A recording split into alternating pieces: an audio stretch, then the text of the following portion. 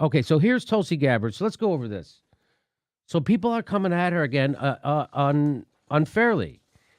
And because she's against our foreign interventionist wars, which immediately puts you on the neoliberal bad list. And she also, stood up for Bernie in the primary in 2016. So she ticked off the DNC, the establishment, and she's ticking off the establishment military-industrial complex because she tells the truth about that we're funding terrorists in Syria. She literally tells us that. She introduced a bill called Stop Funding Terrorists Now Act. My bill would put an end to this madness.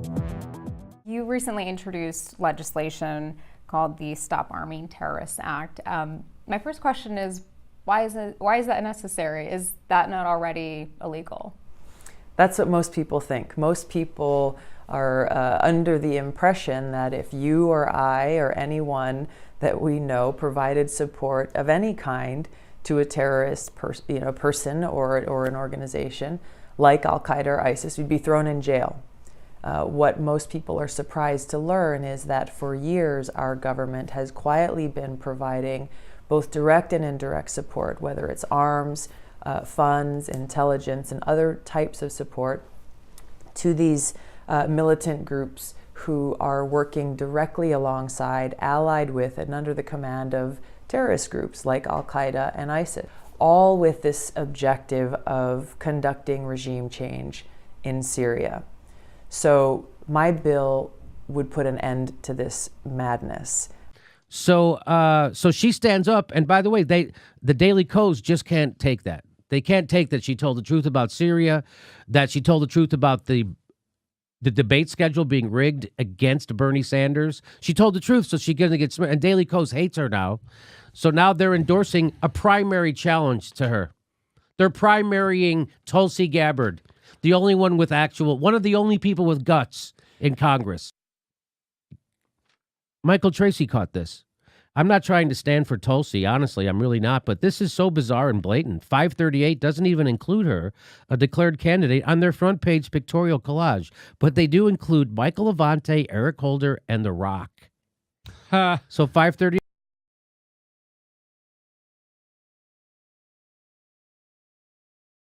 puts this thing out, and there it is. There's Michael Levante. There's The Rock.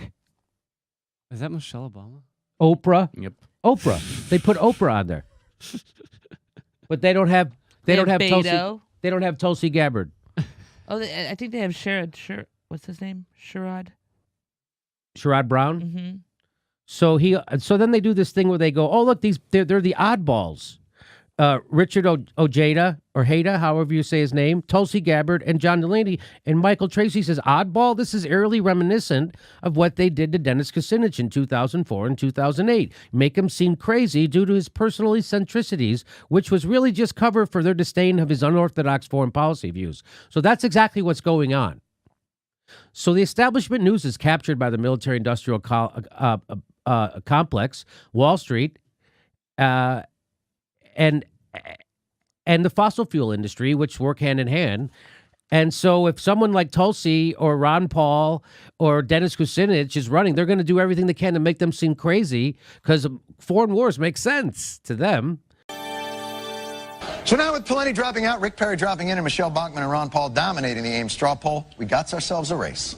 We have a top tier. It is Mitt Romney, Rick Perry, and Michelle Bachmann. We have a new top tier, and it's Perry, Mitt Romney, and Bachmann. There's now a top tier in this race, at least for now, of Romney, Perry, and Bachmann. I mean, I think that's fair to say. Really fair to say? You're not forgetting, I don't know, anyone, say an ideologically consistent 12-term congressman who came within less than 200 votes of winning the straw poll?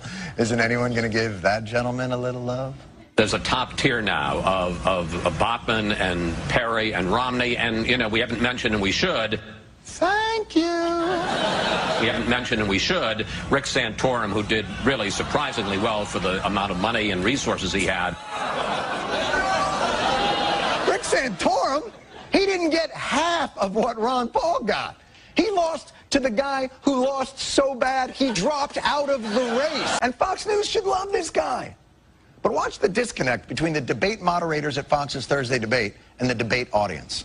Iran does not have an air force that can come here, just like we did in Iraq. Build up the war propaganda. There was no Al-Qaeda in Iraq, and they had nuclear weapons, and we had to go in. I'm sure you supported that war as well. Yeah. Okay. It's time we quit this. It's time. It's trillions of dollars we're spending on these wars.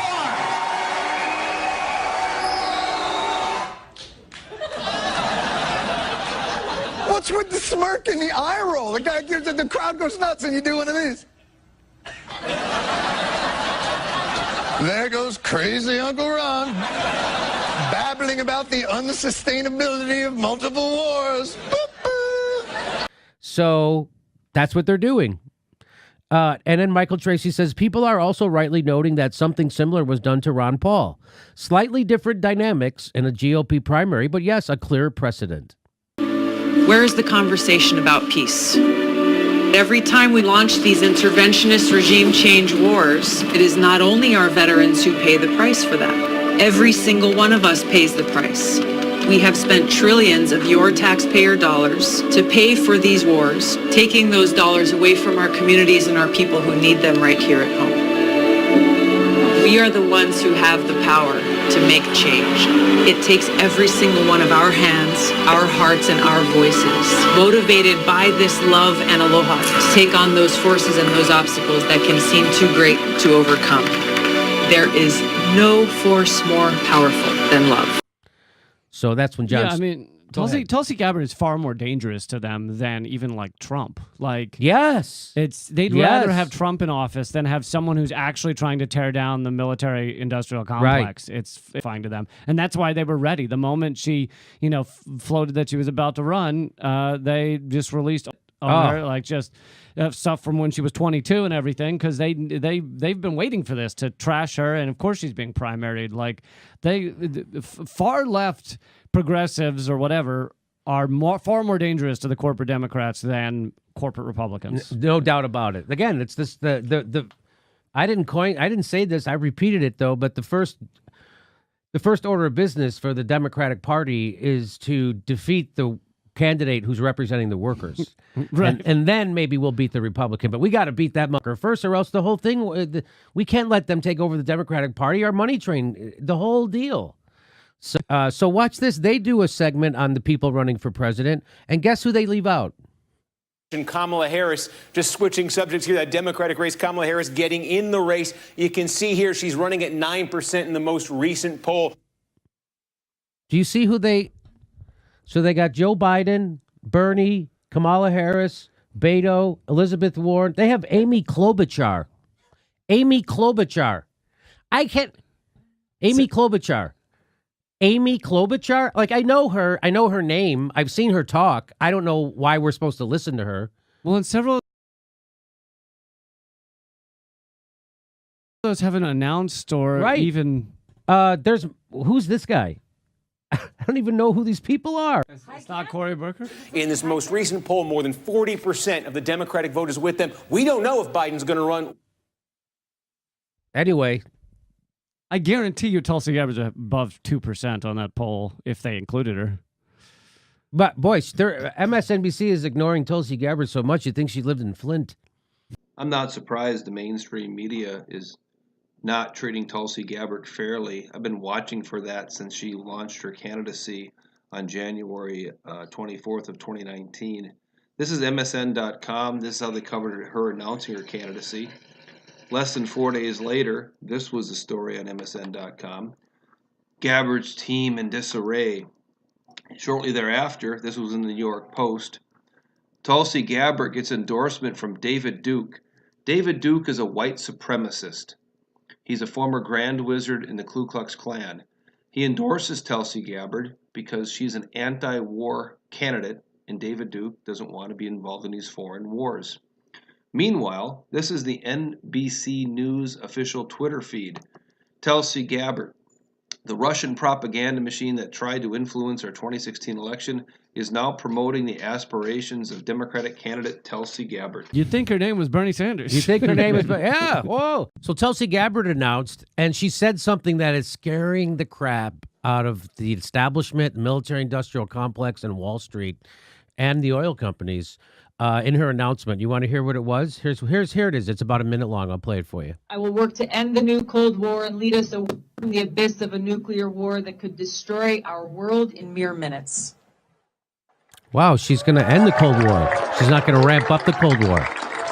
That's scary to the military-industrial complex. I will build partnerships with other nations based on shared interests, leading with the foreign policy not based on conflict, but instead cooperation. I will end the regime change wars that have taken far too many lives, cost trillions of dollars, and undermined our security. Bam. Now that's the part that really scares them. And that's the part that, and you know, the corporate media is in bed with the people that she's against. Wall Street wars, the military-industrial complex wars. The people, they all spot the military-industrial complex. They all sponsor NBC and the corporate news. So the people she's going against basically run the news. Of Republican presidential candidate Ron Paul. Now, we've all seen the videos. If you're a listener to this program, then I assume by some nature you've seen some video, you've seen some comedy sketch, you've seen anything that has highlighted this problem. Ron Paul came second in the Ames, Iowa straw poll, lost out only by 150 votes out of thousands, and he received zero press coverage. On shows like Meet the Press, he didn't even get a mention. And why, we wonder? Why does he get no mention? Someone who is against the wars, someone who is against the drug war, someone who is against all of this spending, all of this militarism, and has been for the last 30 to 40 years. Well, that's because he threatened our sponsors here on Meet the Press. Let's hit the music, please.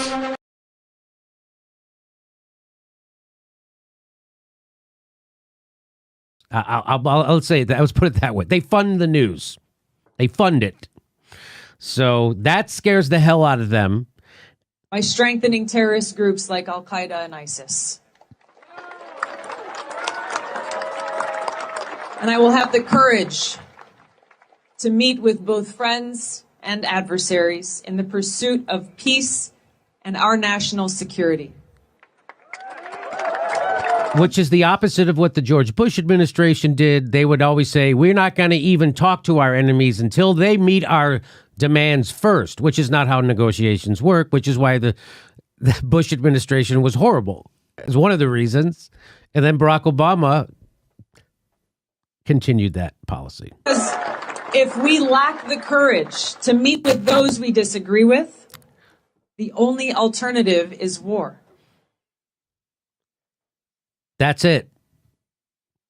So this is what this, so when you do this, when you're a two-tour veteran who's a major, and you have the respect of people because you're a veteran and people know that you know what you're talking about because you've been in Iraq for 2 tours and you saw people, your brothers and sisters, die, and now you come back and you are vehemently against those regime change wars.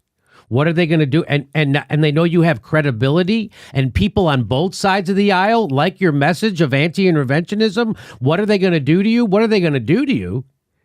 This is what they're going to do to you. This is the same NBC that fired Ed Schultz for covering Bernie Sanders. This is the same NBC that fired Phil Donahue and Jesse Ventura for telling the truth about the Iraq war. And now look what they're doing to someone who's telling the truth about our regime change wars. The Russian propaganda machine that tried to influence the 2016 U.S. election is now promoting the presidential aspirations of 2020 Democratic candidate Tulsi Gabbard.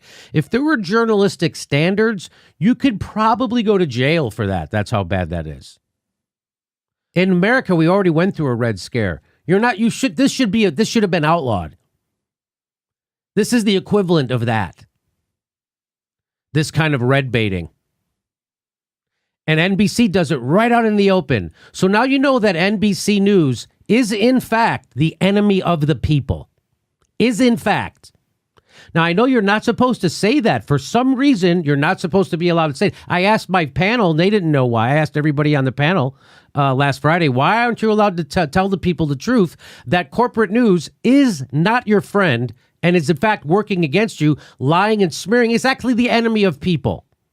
They're the friend of murderers. They're the friend of the war profiteers and propagandists and liars. That's who NBC News is in bed with. And if you tell the truth about those people they're in bed with, this is what they do to you. This is what's happening.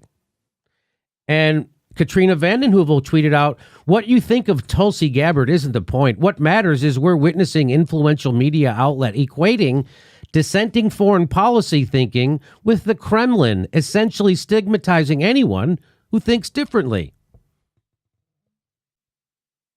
So this is NBC News. What this is NBC News meddling in our election, trying to foment discord by spreading propaganda, fake news. This is fake news. And they're doing it so they can meddle in the election. This is who's meddling in your election. The people who brought you Donald Trump. NBC. And Greenwald says, if you look at the number of journalists and activists who have been casually accused by leading Democrats and their media loyalists of being Russian stooges, Russian assets, or Russian agents, it's a true mania, rivaling the jingoistic madness of the... I just had it done to me. Somebody all day spent tweeting that I'm a Putin puppet. Somebody with a blue check. That happens all the time, by the way. That happens several times a day, but someone spent a whole day themselves doing that. The Russian propaganda machine that tried to influence the 2016 election is now promoting the presidential aspirations of 2020 Democrat. Just let that sink in. What they're doing that to a veteran. They're doing that to a veteran. That's not some jagoff. That's a two-tour veteran. And so in this article, do you know who they rely on for this information that Russia is promoting her presidential campaign? Do you know who they rely on for this information? I'm not kidding. This is the only knowledge. This is the only people an analyst at New Knowledge, the company the Senate Intelligence Committee used to track Russian activities in 2016 election, they told NBC News they've spotted chatter related to Gabbard in anonymous online message boards, including those known for fomenting right-wing troll campaigns. First of all, let's say everything they say in that is true. What? Are you kidding me? This is your NBC. You can't even come up with a better lie than this. This is it. This is it. That there's some anonymous people on an anonymous chat board who started talking more about Tulsi Gabbard. Maybe because she announced for president?